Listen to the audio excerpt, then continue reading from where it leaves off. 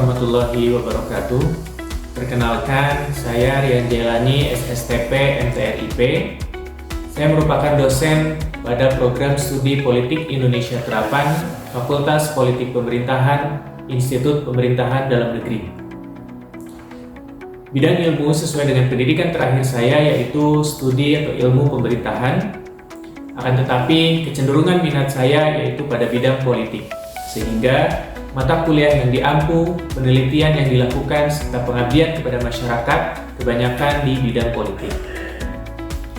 Pada kesempatan kali ini, saya akan menyajikan sebuah video yang berisikan pernyataan diri dosen pada unjuk kerja Tridharma Perguruan Tinggi atau yang dikenal dengan PDD UKT-PT sebagai salah satu syarat dalam mengikuti sertifikasi dosen tahun 2025.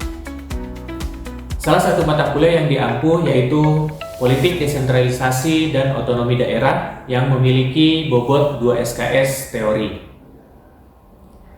Mata kuliah ini ditempuh di semester 5 dan merupakan mata kuliah inti-prodi di dalam kurikulum Program Studi Politik Indonesia Terapan tahun 2021. Deskripsi mata kuliah sesuai dengan rencana pembelajaran semester yaitu bahwa mata kuliah ini bertujuan untuk mengembangkan pemahaman atau wawasan praja tentang dinamika konsep politik, desentralisasi, dan otonomi daerah di Indonesia dan di berbagai negara lain dari perspektif teori politik, pemerintahan, dan administrasi publik. Bahan kajian atau materi pembelajaran mata kuliah ini meliputi 14 materi pembelajaran. Yang pertama, makna, lingkup, dan pengertian politik desentralisasi dan otonomi daerah dalam perspektif global. Kemudian yang kedua, tujuan dan manfaat desentralisasi dan otonomi daerah, serta faktor penyebab keberhasilan dan kegagalan desentralisasi. Yang ketiga, klasifikasi atau bentuk-bentuk desentralisasi. Yang keempat, perbandingan desentralisasi di negara lain, baik di negara federal maupun di negara kesatuan. Yang kelima, desentralisasi simetris dan asimetris. Yang keenam, dimensi-dimensi pelaksanaan otonomi daerah. Yang ketujuh, elemen penting dalam pelaksanaan otonomi daerah. Yang kedelapan, filosofi dan paradigma desentralisasi sebelum kemerdekaan dan awal kemerdekaan. Kemudian yang kesembilan, filosofi dan paradigma desentralisasi masa Orde Lama. Yang kesepuluh, filosofi dan paradigma desentralisasi pada masa Orde Baru. 11. Filosofi dan paradigma desentralisasi masa reformasi. 12. Relasi kelembagaan pusat dan daerah dalam pelaksanaan otonomi daerah. Kemudian yang ke-13, hambatan dan tantangan desentralisasi berdasarkan fenomena sosial terkini. Dan yang ke-14, kasus-kasus yang berkaitan dengan dinamika politik desentralisasi dan otonomi daerah. Di dalam rencana pembelajaran atau RPS mata kuliah Politik Desentralisasi dan Otonomi Daerah terdapat 42 daftar referensi, baik berupa buku maupun jurnal yang bisa dijadikan sebagai acuan. Tetapi buku utama yang bisa digunakan yaitu buku Politik Desentralisasi di Indonesia karangan Profesor Sadu Wasistiono dan Dr. Petrus Poliando. Capaian pembelajaran pada mata kuliah ini meliputi yang pertama adalah praja mampu memahami dinamika konsep politik desentralisasi dan otonomi daerah. Kemudian yang kedua, praja mampu mengidentifikasi isu-isu yang berkaitan dengan implementasi, desentralisasi, dan otonomi daerah menggunakan teori-teori politik pemerintahan dan administrasi publik serta konsep-konsep kebijakan desentralisasi. Sistem pembelajaran atau mode perkuliahan meliputi perkuliahan dilaksanakan secara blended learning, yaitu selain tatap muka langsung di kelas, proses perkuliahan juga dibantu dengan e-learning melalui aplikasi Siap yang bisa diakses melalui laman siap.ipdn.ac.id. Jumlah pertemuan pada mata kuliah ini sebanyak 16 kali pertemuan termasuk UTS dan UAS. Aplikasi Siap sendiri digunakan untuk mengecek kehadiran mahasiswa di kelas atau absensi di kelas yang bisa dilakukan dengan dua cara. Yang pertama bisa melalui scan barcode oleh masing-masing mahasiswa dan juga yang kedua bisa dilakukan oleh dosen itu sendiri. Kemudian selain itu, aplikasi ini juga digunakan untuk memberikan penugasan, kuis, dan pemberian nilai akhir mahasiswa oleh dosen. Metode pembelajaran Pada mata kuliah ini menggunakan beberapa metode. Yang pertama, metode ceramah dan tanya jawab, yaitu dosen menyampaikan materi kepada mahasiswa secara lisan. Biasanya dilakukan di awal perkuliahan sebagai pengantar materi kuliah dan atau di akhir setiap pertemuan sebagai tambahan dan kesimpulan hasil diskusi mahasiswa. Setelah materi tersampaikan, dilakukan tanya jawab antar mahasiswa dan dosen. Kemudian yang kedua, metode diskusi, yaitu dengan membagi mahasiswa menjadi beberapa kelompok untuk mendiskusikan materi-materi perkuliahan. Metode yang ketiga yaitu metode studi kasus, yaitu dengan memberikan contoh kasus untuk dianalisis oleh mahasiswa agar dapat lebih memahami konsep-konsep tertentu. Kemudian yang keempat, karena mata kuliah ini merupakan mata kuliah ilmu sosial yang cenderung membosankan ketika pembelajaran di kelas, maka biasanya di sela-sela proses perkuliahan dilakukan pemberian kuis. Nah, ini dilakukan sebagai bahan untuk merefresh kembali materi yang diajarkan serta sebagai selingan agar menarik minat belajar mahasiswa. Biasanya, kuis dilakukan melalui aplikasi online seperti background.com atau Quizizz, Kahoot, dan lain-lain. Mahasiswa yang mendapatkan poin tertinggi akan diberikan hadiah tertentu. Untuk sistem penilaian sendiri dilakukan dengan beberapa indikator sesuai dengan Peraturan Rektor Institut Pemerintahan Dalam Negeri Nomor 3 Tahun 2024 tentang pedoman akademik IPDN. Di antaranya yang pertama, ujian tengah semester sebesar 30%, ujian akhir semester sebesar 40%, tugas terstruktur 15%, aktivitas kelas 10%, dan kehadiran 5%. Berikut penayangan rekaman proses pembelajaran di kelas. Laporan dulu, baik.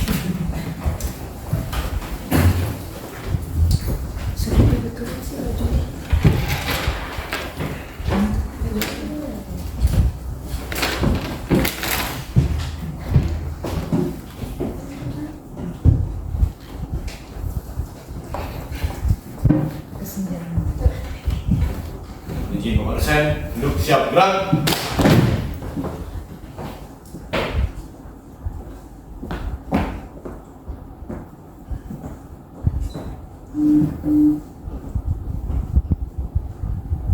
Lapor, kelas 1, jumlah 20, keterangan tidak lengkap, siap mengikuti perkuliahan.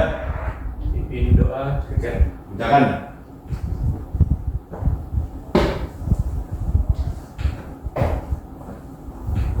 Mengawali perkuliahan berdoa dimulai. Doa selesai. Istirahat di tempat. Gerak. Selamat siang. Oke, selamat siang. Siang, Pak. Baik, hari ini kita akan melanjutkan perkuliahan kita dengan mata kuliah Politik Desentralisasi dan Otonomi Daerah. Ya. Minggu lalu kita sudah bahas terkait dengan pengertian politik, kemudian pengertian desentralisasi. Mungkin masih ada yang ingat nggak apa itu politik? Siap. Oke, Kevin. Ini Pak, kalau berdasarkan pertemuan minggu lalu yang Kevin ingat itu politik itu berhubungan dengan pengambilan keputusan yang menyangkut dengan kepentingan publik, tetapi termasuk juga bagaimana kekuasaan itu tuh dapat digunakan oleh pribadi ataupun dibagikan, Pak. Oke, ada yang lain? Mungkin ada yang tahu dari beberapa ahli? Menurut William Wiardo, politik adalah usaha untuk menentukan peraturan-peraturan yang dapat diterima baik oleh sebagian besar warga untuk membawa masyarakat ke arah kehidupan bersama yang harmonis. Oke, ada lagi? Satu lagi? Siap. Oke, Angga. Kalau menurut McLean dan Macmillan, politics is a general concept, the practice of the art of sense of directing and administrating states or other political units. Yang artinya politik merupakan praktek atau ilmu untuk mengarahkan dan mengadministrasikan negara atau unit-unit politik lainnya. Baik. Nah, itu beberapa pengertian daripada politik menurut ahli ya. Jadi kalau kita simpulkan, kira-kira ruang lingkup politik itu mencakup apa saja? Coba yang masih ingat. Siap. Oke, Siti. Izin Bapak dosen izin menjawab. Jadi ruang lingkup politik itu ada, yang pertama itu ada negara, yang kedua itu ada kekuasaan, Yang ketiga itu ada pengambilan keputusan, dan yang keempat yaitu ada kebijakan serta adanya pembagian atau alokasi, Pak. Alokasi, ya. Oke, ya, jadi ada beberapa ruang lingkup tadi yang disampaikan terkait dengan politik. Yang pertama adalah negara, ya, jadi hadir dulu negara. Kemudian yang kedua, setelah negara hadir, itu baru nanti ada muncul yang namanya kekuasaan. Oke, setelah kekuasaan itu bisa memutuskan, bisa mengambil suatu keputusan. Siap. Berarti ruang lingkup selanjutnya adalah pengambilan Keputusan. Setelah pengambilan keputusan, kemudian ditetapkan menjadi sebuah Kebijakan. Nah, kemudian yang terakhir baru adanya alokasi, ya, alokasi anggaran maupun alokasi sumber daya dan lain sebagainya. Oke, ya, itu terkait dengan politik. Kemudian kalau misalkan desentralisasi, Siap. oke, siapa namanya bukan saya? Santiago. Oke. Siap. Desentralisasi itu apa? Desentralisasi adalah pelimpahan wewenang dari pemerintah pusat kepada pemerintah daerah untuk mengatur dan mengurus sendiri daerahnya. Oke, ini lagi sama. Yang lain sama. Sama, Pak. Oke, ya, jadi itu tadi, ya, jadi pelimpahan sebagian kewenangan dari pemerintah pusat kepada pemerintah daerah. Ya, selanjutnya nanti untuk mengatur dan mengurus rumah tangganya sendiri. Ya. Oke, nah sebelum kita masuk ke materi hari ini, ya, kita akan masuk terkait dengan apa sih politik desentralisasi, kemudian apa sih otonomi daerah, kemudian apakah desentralisasi dan otonomi daerah itu sama atau berbeda? Nanti kita pelajari bersama. Oke. Kita untuk merefresh juga, gitu ya, materi-materi terkait dengan politik dan desentralisasi yang sudah kita pelajari di materi sebelumnya. Kita coba quiz dulu sekaligus untuk merelaksasi, gitu ya, relaksasi. Oke, silakan join dulu.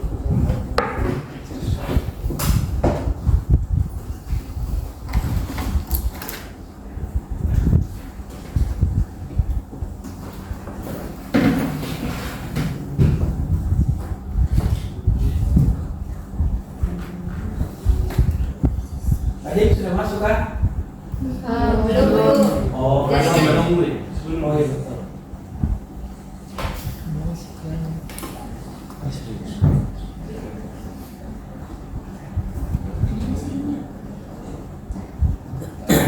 Bisa?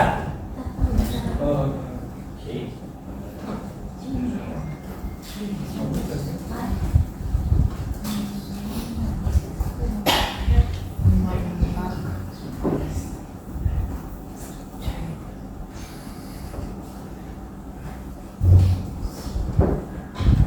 Ya, kita mulai ya.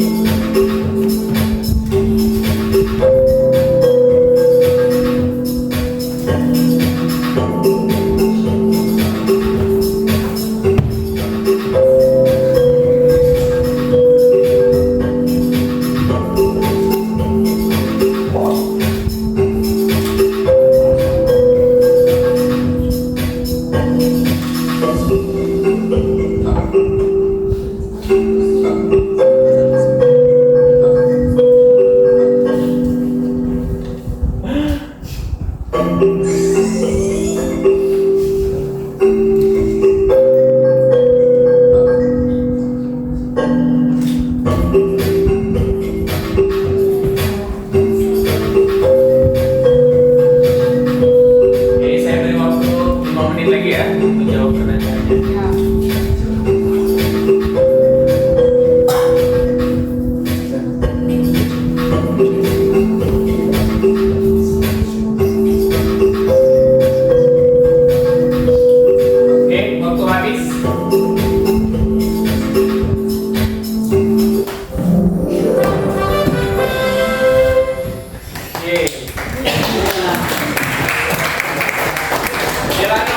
Delano.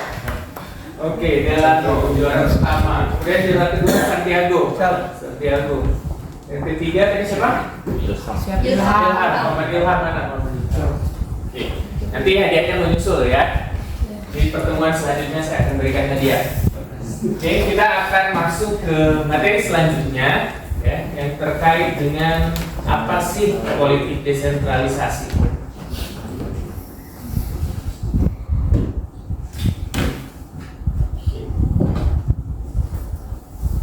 Ada yang tahu nggak apa itu politik desentralisasi?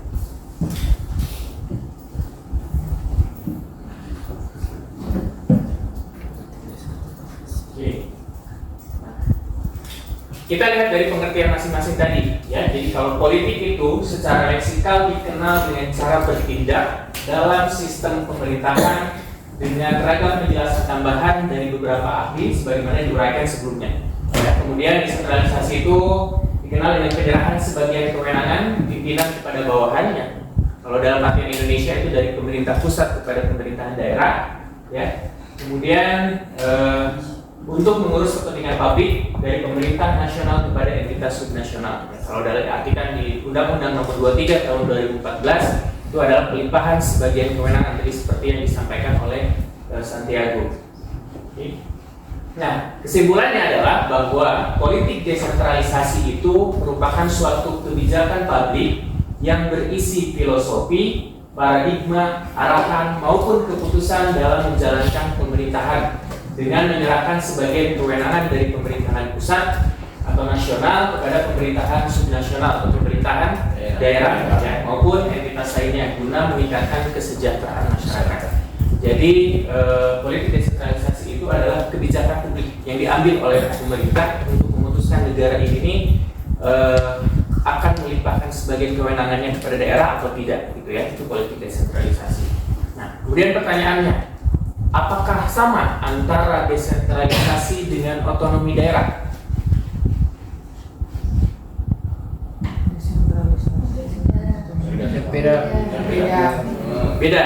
Beda atau sama?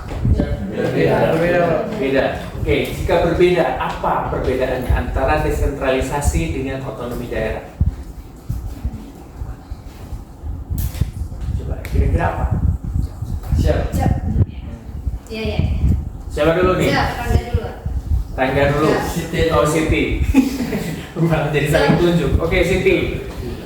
Izin Pak, menurut saya desentralisasi dan otonomi daerah itu tidak bisa dikatakan berbeda karena dua-duanya ini memiliki keterkaitan, Pak.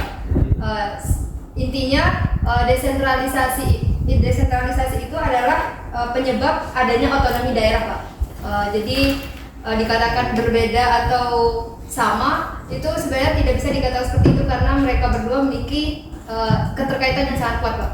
Oke, ada lagi pendapat lain? Iya Pak. Oke, Kevin.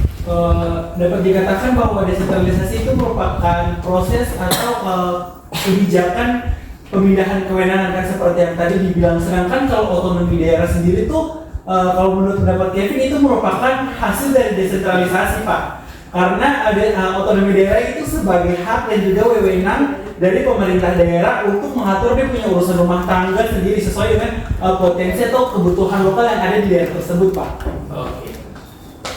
Oke, kita lihat ya.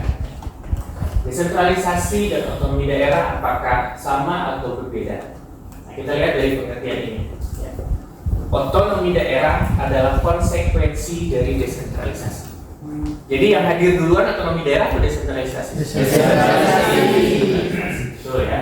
Jadi otonomi daerah itu memberikan kewenangan kepada daerah untuk mengurus urusan rumah tangganya sendiri. Artinya pemerintah daerah dapat membuat kebijakan, kemudian aturan dan program yang sesuai dengan kebutuhan dan potensi daerahnya masing-masing. Ya, itu otonomi daerah implikasinya. Otonomi daerah ini dan desentralisasi ini seperti dua sisi mata uang. Jadi sebenarnya tepat dikatakan bahwa desentralisasi dan otonomi daerah itu sebenarnya ya hampir sama tapi juga berbeda. Ya tadi bedanya apa? Jadi desentralisasi itu muncul duluan kebijakannya. Ya, baru setelah diterapkannya desentralisasi maka muncullah yang namanya otonomi daerah. Ya, seperti itu. Jadi desentralisasi ini memberikan landasan bagi daerah otonom untuk menjalankan otonomi daerah. Gitu. Ya, jadi desentralisasi dulu lahir, baru muncullah otonomi daerah. Ya, seperti itu. Ya, jadi ini tidak bisa dipisahkan antara desentralisasi dengan otonomi daerah. Oke. Seperti itu. Nah, nanti saya kira untuk materi hari ini cukup ya. Nanti kita akan pelajari lagi di materi-materi berikutnya ya, di pertemuan selanjutnya. Nah, untuk pertemuan selanjutnya nanti saya akan membagi kelompok masing-masing di antara Anda. Satu kelompok kurang lebih 4-5 orang ya, untuk mendiskusikan satu submateri yang ada di rencana pembelajaran semester. Nanti setiap kelompok membuat PowerPoint ya, membuat bahan presentasi, nanti dipresentasikan di depan kelas. Kemudian nanti teman-temannya yang lain menyimak, kemudian tanya jawab seperti itu ya. Jadi nanti materi tidak hanya bersumber dari saya sendiri, tapi dari mahasiswa pun bisa, dari praja sekalian. Oke, ada pertanyaan? Siap. Ya, Anda. Bagaimana peran desentralisasi dalam meningkatkan pertumbuhan ekonomi? Oke, peran desentralisasi untuk apa? Untuk meningkatkan pertumbuhan ekonomi. Nah, sebenarnya ini pembahasannya masih panjang ya terkait desentralisasi. Kita kan baru pengantar kemarin, kita belajar tentang apa itu politik, apa itu desentralisasi. Tapi nggak apa-apa. Ya, jadi desentralisasi itu berperan penting sebenarnya dalam menumbuhkan perekonomian khususnya di pemerintahan daerah. Kenapa? Karena dengan begitu daerah bisa mengelola sumber dayanya secara maksimal, gitu, tanpa adanya bukan campur tangan ya. Tetap saja pemerintah pusat harus ikut campur, tapi ada batas-batas tertentu. Artinya begini, pemerintah daerah bisa secara luas untuk mengelola sumber dayanya sehingga itu bisa dimanfaatkan untuk pertumbuhan ekonomi di daerah tersebut. Nah, mungkin ini materi awal ya sebenarnya, tapi nggak apa-apa, saya sampaikan bahwa mungkin Anda juga sudah tahu di Indonesia itu ada yang namanya desentralisasi simetris dan ada desentralisasi asimetris, atau yang disebut di Indonesia itu dengan daerah istimewa atau daerah khusus, otonomi khusus, otonomi istimewa. Daerah mana saja kira-kira? Siap. Aceh, Papua sama Yogyakarta, Pak. DKI. Oke, DKI. Nah, sebenarnya DKI ini menjadi bingung sekarang karena tadi statusnya sebenarnya menurut undang-undang itu sudah dicabut, gitu ya, karena ada namanya IKN. Tapi sampai saat ini juga pusat pemerintahan, gitu ya, itu masih belum berpindah ke IKN. Jadi status DKI ini sebenarnya sekarang masih dipertahankan walaupun sebenarnya undang-undangnya sudah keluar. Sekarang kan undang-undangnya itu DKJ, daerah khusus Jakarta, walaupun belum diterapkan saat ini. Ya, jadi ada 4 daerah di Indonesia yang menyelenggarakan desentralisasi asimetris. Ya, nanti itu akan dipelajari di materi khusus ya terkait dengan desentralisasi simetris dan desentralisasi asimetris. Oke, saya kira cukup ya untuk pertemuan kita hari ini karena waktu juga sudah habis. Terima kasih atas atensi Anda untuk mengikuti perkuliahan kita pada siang hari ini. Tetap semangat, kita masih ada beberapa kali pertemuan lagi ke depan. Oke. Oke, baik, terima kasih. Saya tutup untuk perkuliahan kita pada siang hari ini. Assalamualaikum warahmatullahi wabarakatuh dan selamat siang. Waalaikumsalam warahmatullahi wabarakatuh. Selamat siang. Demikian rekaman video tentang pernyataan diri dosen pada unjuk kerja Tridharma Perguruan Tinggi bidang pengajaran. Semoga video ini dapat menjadi bahan pertimbangan dalam proses pengajuan sertifikasi dosen tahun 2025. Terima kasih. Wassalamualaikum warahmatullahi wabarakatuh.